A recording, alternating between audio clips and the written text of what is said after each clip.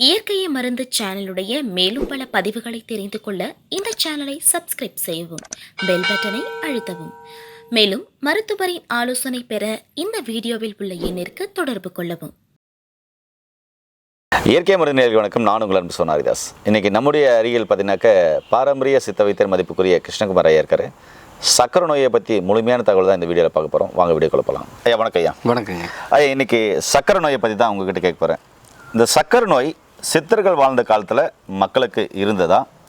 சக்கரை நோயில் எத்தனை வகையான சக்கரை நோய்க்கு இந்த பிரிவுகள் இருக்குது? அதாவது மதுமேகம், பூரண மதுமேகம், அப்புறமா பார்த்தீங்கன்னாக்கா இது மாதிரி நிறைய மதுமேகங்கள், 21 வகையான மதுமேகங்கள் சொல்கிறேன். இந்த மாதிரி எத்தனை வகைகள் இருக்குது? சக்கரை நோய் வந்துட்டால் அதுக்கான சிறப்பான சிகிச்சை சித்த மருத்துவத்தில் இருக்கா?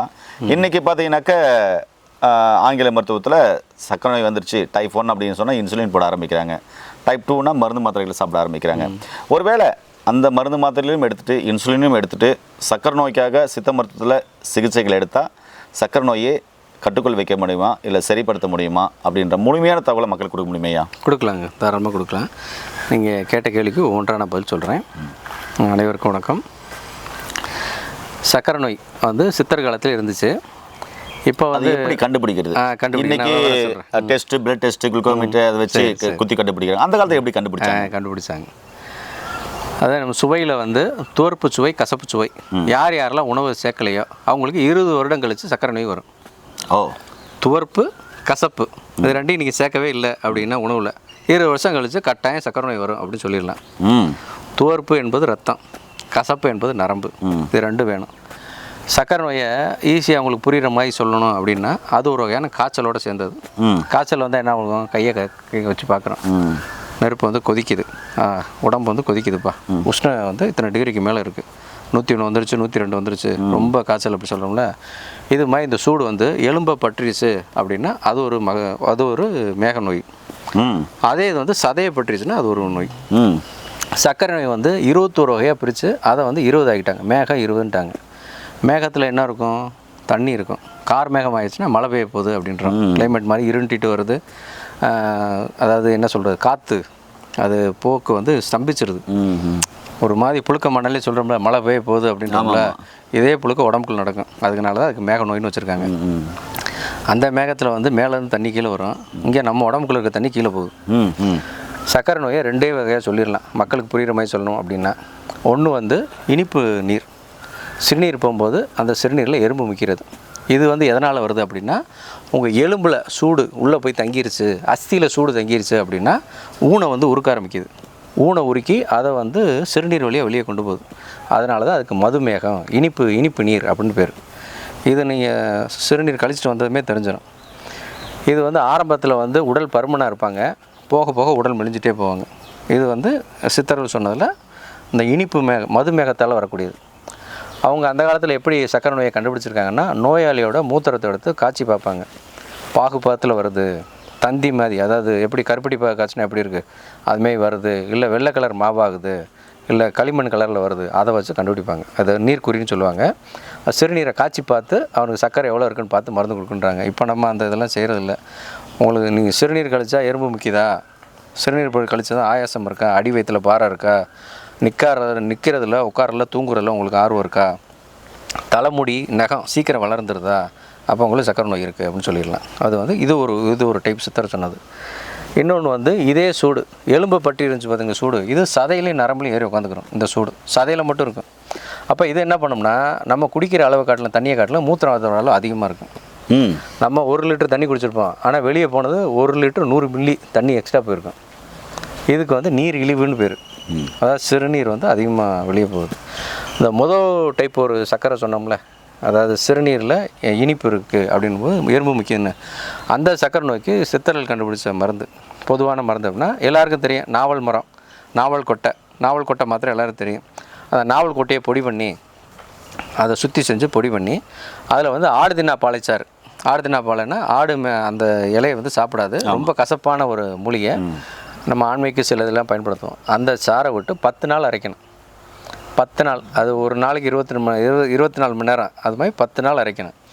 நீங்கள் மருந்தை கரெக்டாக 10 நாள் அரைச்சிட்டிங்கன்னா அது 2 மாத்திரையில் வேலை செய்யும். அதாவது மிளகளவு மாத்திரை இல்லை குண்டுமணி அளவுக்கு மாத்திரை, அந்த மாத்திரை எடுத்து சாப்பிட்டாலே வேலை செய்யும். இப்போ அந்த மாத்திரையை காட்டுறேன். அது கொஞ்சம் தான் இருக்குது, உங்களுக்கு கொட்டி காட்டுறேன். இதுதான் அந்த மாத்திரை. சரிங்களா? இந்த மாத்திரை வந்து காலையில் ஒரு வேளை, மதியம் ஒரு வேளை, இல்லை இரவு ஒரு வேளை, 2 மாத்திரை வாயில் போட்டு தண்ணி குடித்தா போதும். 30 நாட்களில் அந்த உங்களுக்கு இனிப்பு மேகம்னு சொல்லக்கூடிய மதுமேகம் படிப்படியாக உங்களுக்கு வந்து குறையும். இன்னொன்று, ரெண்டாவது ஒன்று சொன்னோம், நீரிழிவு, அதாவது அதிகமாக மூத்திரம் போகிறது, அதுக்கு ஒரு கஷாயம் இருக்குது. அந்த கஷாயம் வந்து என்ன அப்படின்னா மதகு கஷாயம். மதகு அப்படின்னா என்ன? தண்ணி திறந்து ஒரு இடத்த அடைக்கக்கூடிய ஒரு தடுப்புக்கு பேர், அந்த பலகைக்கு பேர் மதகுன்னு பேர். அது வந்து அந்த கஷாயத்துக்கு பேர் வச்சுருக்கோம். இதை நமக்கு சொல்லிக் கொடுத்த வைத்தியர் யார் அப்படின்னா திருச்செங்கோடில் இருக்கக்கூடிய பாலசுப்ரமணியன் அப்படின்ற ஒரு வைத்தியர். அவர் தான் அந்த பாகத்தை நமக்கு சொல்லிக் கொடுத்தாரு. அந்த பாகம் தான் இப்போ உங்களுக்கு நான் வந்து காட்ட போகிறேன். இதுதான் வந்து அந்த கஷாயம், மதகு கஷாயம். இதை வந்து காலையில் 30 மில்லி சம அளவு காய்ச்சி ஆறின வெந்நீரில் கூட கலந்து சாப்பிட்டோம்னா அதிகமாக மூத்திரம் போகிறவங்க, அதாவது எப்பயுமே வந்து ஒரு பயணம் பண்ணால் கூட ஒரு 1/2 மணி நேரத்தில் வண்டி நிப்பாட்டுங்க, நான் இறங்கி யூரினுக்கு பாஸ் பண்ணணும், எங்கே உட்காந்துருந்தாலும் ஒரு நாளைக்கு வந்து ஒரு 10 தடவைக்கு மேலே, பகல் நேரத்துலேயே 10 தடவைக்கு மேலே மூத்திரம் போகிறவங்க, அதுமாதிரி இரவு நேரத்தில் 4-5 தடவை மூத்திரத்துக்காண்டி எந்திரிக்கிறவங்க, அவங்க எல்லாருமே இந்த கஷாயத்தை 1 வாரம் சாப்பிட்டாலே அடிக்கடி மூத்திரம் போகிறது குறைஞ்சு சரியாயிடும். இது என்ன செய்யும் இந்த கஷாயம் அப்படின்னா, நரம்புக்குள்ளே இருக்கிற சூடு, சதையில் இருக்கிற சூடை குறைச்சி அதோட இயல்பான இது வெப்பத்தால் உடம்புல இருக்க எல்லா பொருளும், உலகத்தில் இருக்க எல்லாமே வெப்பத்தால் விரிவடையுது. அதில் நம்ம சதையிலையும் நரம்புலையும் சூடு தங்கியிருக்கனால அந்த நரம்பு தளர்வாகி தன்னோட இருக்கிற வடிவத்தை காட்டிலும் பெருசாகிடுது. அதனால் அது க்ளோஸ் ஆகக்கூடிய அந்த இது வந்து ஓப்பனாகவே இருக்கனால அது எப்பப்போலாம் உங்களுக்கு சிறுநீர் போய் நிரம்புதோ அப்போல்லாம் வந்து ஒரு சிம்டம்ஸ் கொடுத்துருது, போய் கழிக்கணும்னு. நீங்கள் கழிக்க தாமதப்பட்டால் இருந்த இடத்துலேயே 2-3 சொட்டு கழியவும் ஆரம்பிச்சிருது. இதை வந்து இந்த சூட்டை வந்து இந்த கஷாயம் இதை கலந்துருக்கிறது வந்து பருத்தி கொட்டை, கரிஞ்சீரகம், நாவல் பட்டை, அதேமாதிரி ஒதியம்பட்டை, எல்லாருக்கும் தெரிஞ்ச குரோசானி ஓமம், அமுக்குரா, இதெல்லாம் வந்து கஷாயம் பண்ணியிருக்கோம். இந்த கஷாயம் வந்து கஷாயம் வச்ச 3 மணி நேரத்தில் எல்லா கஷாயம் பயன்படுத்தணும், அதுக்கு மேலே வச்சிருக்கக்கூடாதுன்னு சொல்லுவாங்க. இந்த கஷாயத்தை நம்ம என்ன பண்ணியிருக்கோம்னா இதே பொருளை தீநீராக எடுத்துருக்கோம். கஷாயம் பாதி தீநீர் பாதி கலந்துருக்குதுல, அதனால் இது கெட்டே போகாது, 1 வருஷம் கூட வச்சுக்கலாம். இதை ஒரு நபர் சாப்பிட்னா இந்த ஒரு பாட்டில் வந்து 10 நாளைக்கு வரும். காலையில் 2 மூடி சாப்பிட்றாங்க, இரவு 2 மூடி சம அளவு தண்ணி கலந்து சாப்பிட்டா போதும். மூத்திரம் சொல்லக்கூடிய அடிக்கடி மூத்திரம் போகிறவங்களுக்கு இது சரியாகும். இனிப்பு மூத்திரத்துக்கு வந்து நாவல் கொட்டை மாத்திரை சரி பண்ணும். இதுதான் அது. இந்த சர்க்கரை நோய் வந்து பிறவியில், அதாவது தாய் தந்தையருக்கு இந்த நோய் இருக்கிறனால குழந்தைக்கு வந்து வருது. இதுதான் முதல் காரணம். அதேவும் இல்லாமல் நம்மளோட இப்போ நம்ம ஏற்கனவே சொன்னோம் பார்த்தீங்களா, சிற்றின்ப காதல் அதிகம் கொள்றதுனால, அதாவது பெண் இச்சை அதிகமாக இருந்தாலும் சர்க்கரை வியாதி வரும். கடல் உணவுன்னு சொல்லக்கூடிய மீன் இருக்குது பார்த்தீங்களா, மீனை வந்து அதிகம் சாப்பிட்றனால வரும். மாவு பண்டம் சொல்லக்கூடிய அரிசியில் செய்த உணவு, மைதாவில் செஞ்ச உணவு, எப்போயும் இதை தான் விரும்பி சாப்பிட்றனால சர்க்கரை நோய் வரும். இவ்வளோ காரணம் இருக்குது. சர்க்கரைன்னு எடுத்துக்கிட்டால் எல்லா பொருளும் சர்க்கரை தான். தேன் சர்க்கரை தான், நாட்டு சர்க்கரை தான், கருப்பட்டி சர்க்கரை தான், கல்கண்டு சர்க்கரை தான், நம்ம அஸ்கா ஜீனின்னு சொல்லக்கூடிய இதுவும் சர்க்கரை தான். எங்கேயுமே வந்து எந்த சித்தரும் சர்க்கரைக்கு பத்தியம்னு சொல்லி சர்க்கரை சாப்பிடக்கூடாதுன்னு சொல்லி எந்த சித்தரும் எழுதலை. சர்க்கரை சாப்பிட்றனால தான் சர்க்கரை நோய் வரும் அப்படின்னா எல்லோரும் சர்க்கரை சாப்பிட்ற நிப்பாட்டினாலே சர்க்கரை நோய் போயிருக்கணும். இப்போ யாருக்காவது போயிருக்கா சர்க்கரை நோய்? சர்க்கரை நோயாளிகள் தெரியாமல் செய்யக்கூடிய ஒரு சின்ன தவறு என்ன அப்படின்னா, சர்க்கரை சாப்பிட்டதுனால சர்க்கரை நோய் வந்துடுச்சுன்னு நினைக்கிறது தான். அதான் முதல் தப்பு. அது செய்யக்கூடாது. சுவையின் அடிப்படையில் எழுதும்போது பிரிதிவி, அப்பு, தேய், வாய், ஆகாயம்னு 5 சுவையில் சொல்லும்போது பிரிதிவின்னு சொல்லக்கூடிய மண்ணம்ச பொருளாக இருக்கிறது இனிப்பு. அந்த இனிப்பை நீங்கள் உணவில் சேர்க்கலை அப்படின்னா அதிகமாக பசி எடுக்கும்.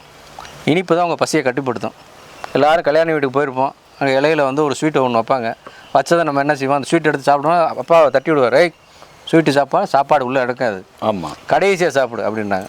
அப்போ இத்தனோண்டு ஒரு இனிப்பு வந்து உங்கள் அவ்வளோ பெரிய பசியை தடுக்குதுன்னா அதுக்கு எவ்வளோ பவர் இருக்கும். ஜீரணமாகறதுக்கு அதிக காலம் எடுத்துக்கிறது வந்து இனிப்புக்கு மட்டும்தான். அப்படி அந்த இனிப்பை நீங்கள் உணவில் சேர்க்கலைன்னா நீங்கள் எந்த உணவு சாப்பிட்டாலும் உங்களுக்கு உடனே ஜீரணமாயிரும்ல. அப்போ உங்கள் ஜீரணத்தை, அதாவது இத்தனை மணி நேரம் கழித்து தான் உங்களுக்கு பசிக்கணும்னு சொல்லி கட்டுப்படுத்துறதுன்னா அந்த இனிப்பு தானே. அந்த இனிப்பு எதுக்கு போய் நிப்பாட்டுறீங்க? அது தவறான ஒரு செயல், அதை செய்யவே செய்யாதீங்க. சர்க்கரை நோயாளிக்காரங்க யாருமே இனிப்பை குறைக்கலாமே தவிர அறவே நிப்பாட்டக்கூடாது. அப்படி அறவே நிப்பாட்டினீங்கன்னா இனிப்பினால் ஆக்கப்படுறது.